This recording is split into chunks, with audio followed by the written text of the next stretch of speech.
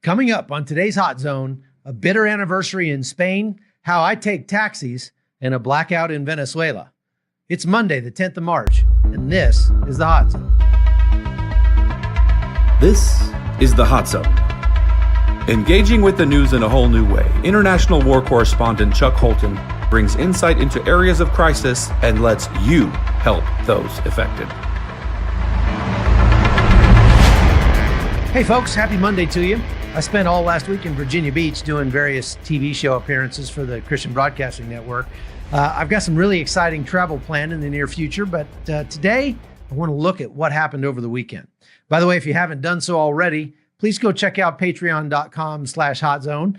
You can support us there, support the podcast for at least as little as $3 a month, and watch as I put that money to good use around the globe, helping people that I'm reporting on. It's a new idea in journalism. It hasn't really been done before. Now you don't have to just be depressed when you hear about what's happening in the world's hotspots. You can actually join me in doing something about it. So you're getting a real-time, boots-on-the-ground perspective of what's happening and meeting the people it's happening to. And then you're able to kind of reach through the news and touch those people's lives in a tangible way. I'm having a lot of fun with it, and I know you will too. So check out patreon.com/hotzone, if you please. Okay, in Cancun over the weekend, there was a family of tourists that narrowly avoided being injured or killed when the taxi they were riding in was shot at by unknown assailants. The driver was injured, and fortunately, that's all that happened. But, I thought I'd share the way that I choose taxis when I'm traveling. Because, getting a taxi is pretty fraught with risk. And kidnappers often pose as taxi drivers to capture someone for ransom. And even if that doesn't happen, a lot of taxi drivers see your gringo face and automatically triple the price on you. We call that the Gringo Tax. And it really bugs me. So here's what I do. When I go to take a taxi, first of all, I check to see if I can get an Uber instead because, Uber's not perfect, but I've used it all over the globe. And that's one killer app that solves most problems a traveler would have with a taxi. Like the prices are preset. You don't have to speak English to the guy to tell him where to go. And you have a record of who he is in case there's a problem. If Uber isn't an option, though, for whatever reason, I always follow this one simple rule. Never take a taxi that's offered to you. I mean, when the guy walks up and asks you if you want a taxi, I always say no and then walk by because I like to go find the guy who's taking a nap or who just pulled up and then jump in with that guy because as long as you make sure you negotiate the rate before you open the door, you should be okay. I mean, I want the driver to be surprised that I showed up in his car because if he's surprised, he probably isn't going to have time to arrange a kidnapping. Now let's go on to Spain. Sunday was the 15-year anniversary of the Madrid train bombings, which was a coordinated terror attack on Madrid's train system that resulted in about 2,000 casualties and almost 200 deaths. It was Spain's 9/11. And a few years ago, I went to Madrid and made a Frontlines episode about it. Here's an excerpt of that. Almost every major city in the United States now has some sort of commuter or light rail service, whether it's just across town on a subway or across the country on a passenger train. Rail transit is becoming increasingly popular. And as the ridership grows, so also does the threat of terrorism. This episode of Frontlines takes you deep underground to see some of the world's best training to be ready to respond when, not if, such a disaster occurs.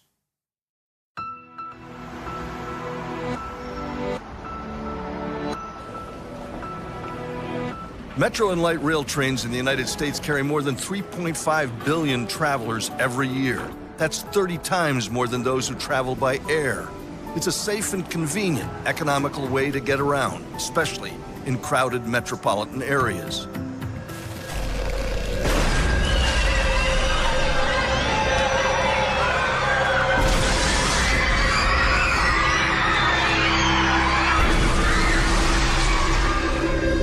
But sometimes the unthinkable happens.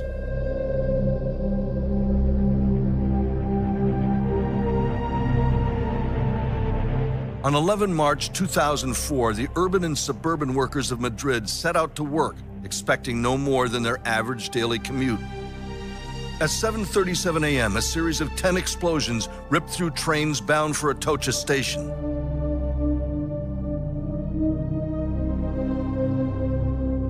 Moments after the explosions, first responders rushed in and set up field expedient hospitals to help the more than 2,000 dead and wounded. The bombs had been carried aboard in backpacks, similar to the bombings at the 2013 Boston Marathon. Investigators in Madrid found several more devices which had failed to explode. These were disarmed, but the chaos continued for weeks as the investigation led to an Al-Qaeda-inspired terror cell in a Madrid suburb. As the Spanish police closed in, the terrorists committed mass suicide by blowing up their apartment.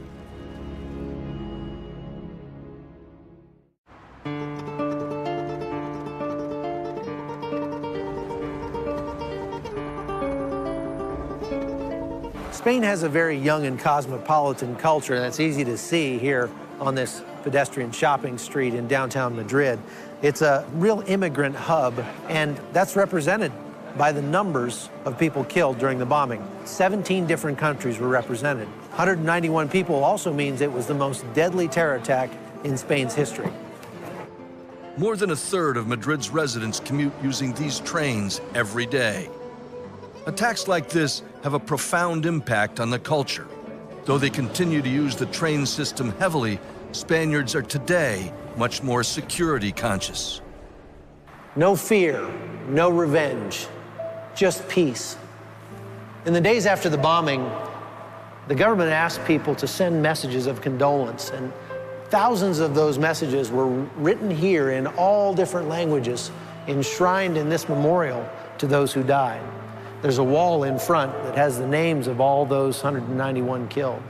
And I think the central message here is that they're not going to be cowed by cowards who murder innocent people. So you should really go check out that full episode and really a lot of the front lines that we've done on NRA TV. This one's called Transit Terror, and it's pretty compelling if I do say so myself.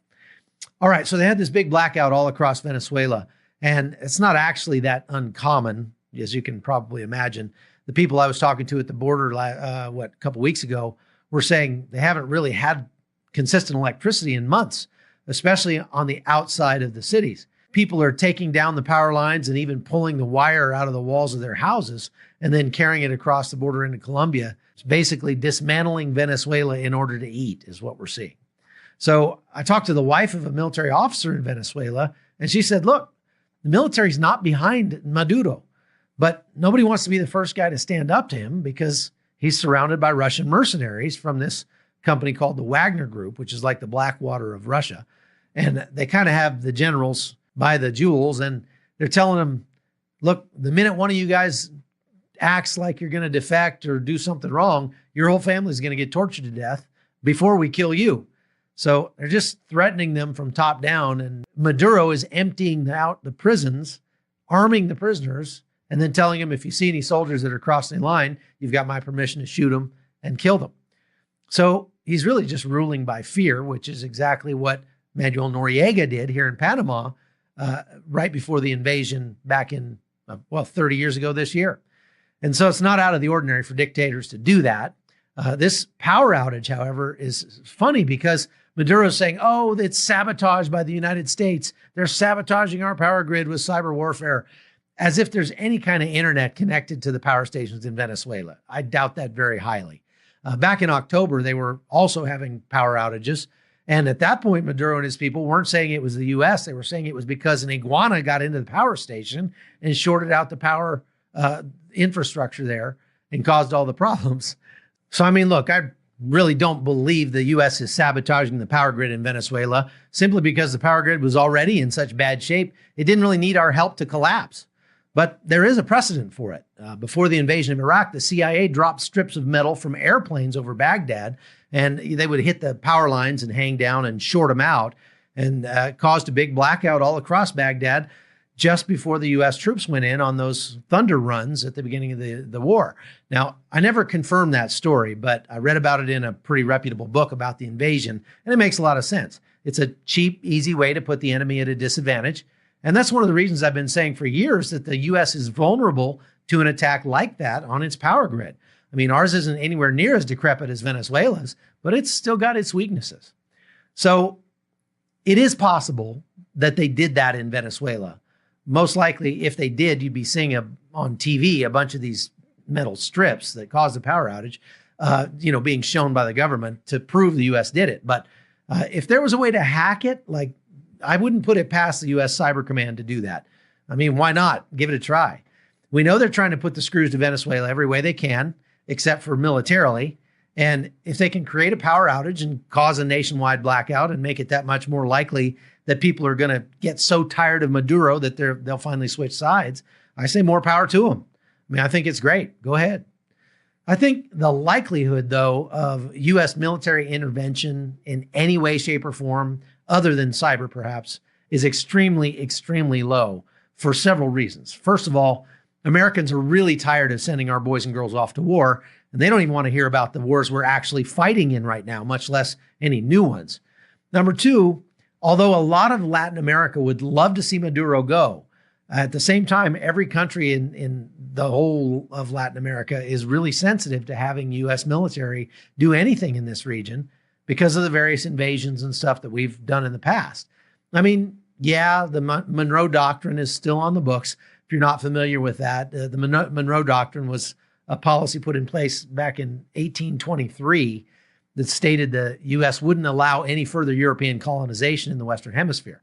So some within the Trump administration, and even the president himself, have said that they believe the fact that there are Russian and Cuban troops protecting Maduro goes against the Monroe Doctrine and gives us a duty to intervene.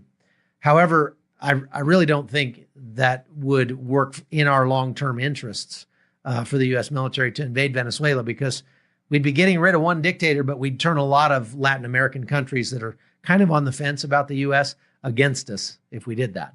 Now, not only that, but I said this to a Venezuelan guy who asked me why the U.S. wasn't invading to depose Maduro.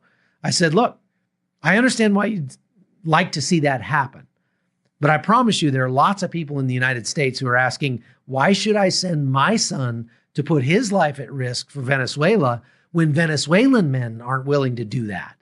I mean, I realize Venezuelans gave up their weapons in 2012, and that was probably the worst move they ever made. But if the vast majority of Venezuelans united against Maduro, he would fall. I think right now, this is what the U.S. is trying to engender through those sanctions and the aid and the other foreign policy and diplomatic solutions that they're taking. Juan Guaido, the interim president, is very popular. They say at least 60% of Venezuelans admit to being on his side, and probably another 38% are also in favor of Juan Guaido, but are afraid to admit it. So I don't know. I mean, it's going to be interesting to watch. One of the reasons the United States sent a couple hundred tons of aid to Cucuta, but didn't give it out in Colombia, on the Colombian side of the border, was because they wanted to use it as a lever to get Maduro out of there. And the only way they can do that is by saying, we want to bring this aid into Venezuela and give it to the Venezuelan people, knowing full well that Maduro can't accept it.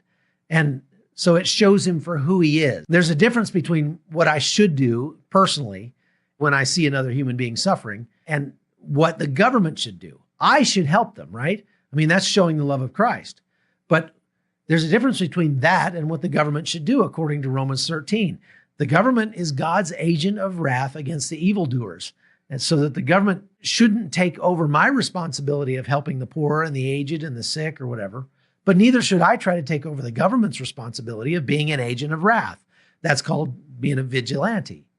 Now, I faced the same issue in Syria when I was over there a few weeks ago. You know, we have these ISIS fighters there who are surrendering and coming out to where we were. And, you know, they were injured and dehydrated and exhausted and sick. And you look at those guys and you know what they've been up to. They've been lopping people's heads off and gang raping Yazidi girls and selling them as slaves and all this horrible stuff. And so here they're sitting in front of you and saying, I'm hungry, I'm thirsty, I'm sick. And the only thing you really want to do is kick him in the teeth. But you know that the Christ-like thing to do is to say, look, I was Christ's enemy. And he went a whole lot further than just giving me a drink of water. So the least I can do is show some humanity to these guys. And maybe by doing that, I'll change some hearts. Maybe by doing that, they'll realize that there's a better way. But that doesn't, you can't connect that by saying that therefore the government should show them mercy. they should pay for their crimes against humanity. No ifs, ands, or buts. And I guess my point here is that you don't have to give up your own humanity to hold these monsters accountable for their actions. They can be punished by the state, and they should be. And at the same time, I can show them what Jesus looks like. Anyway, when we were in Syria, it really kind of struck home that divide between the government and what the government should do with these people and what I should do with these people. And so many these days seem to be so worried about Americans expressing their faith anywhere outside their own homes or something, as if we're encroaching on government property, for example, by putting up a cross on public land. Look, we don't need to be worried about the people encroaching on the government. We need to be worried about the government encroaching on our responsibilities, which is, feeding the hungry, taking care of the old and the sick and the widows and orphans and that sort of thing. And when the government starts to say, no, we're going to institute a program to do that, to take care of the widows and orphans and the sick and the aged, it's a human right. We're going to take tax money and do that. Then what comes along for the ride isn't charity. It's a perversion of charity, because there are always strings attached. Like, the Democrats are the ones voting for this. So, people are going to vote for the Democrats more. So essentially they're using public funds, which is money that that the government took from some people, to buy the votes of other people. And that isn't charity. It's a perversion of charity. So that's my point in all this. I'm learning these lessons, and I hope you're learning them along with me as I go report on the caravan, as I go report on the situation in Syria or the situation in Venezuela. There are very often times where you're helping people that you feel like maybe I shouldn't be helping because they're going to be breaking the law by entering the United States illegally, for example. Well, I'm not going to help them by carrying them to the northern border, to the U.S. But if they're starving to death, I'm going to save their lives. If they are sick, I'm going to give them some medicine. And I don't think that there's necessarily a real problem, a conflict in that. So that's my opinion. I know you didn't ask for it, but hey, you're watching my podcast, so good for you. Thanks for being here. We'll be back again tomorrow, and I hope you will be too. I hope you'll go and like and subscribe to the podcast, share it with your friends, and go on over to opslens.com and check out some of their other shows. They've got a lot of really good stuff over there, and we are very proud to be a part of it. So thanks for being a part of the Hot Zone podcast. I'm Chuck Holton. We'll see you tomorrow. The Hot Zone is produced by Amy Holton and Livefire Media. Copyright 2019.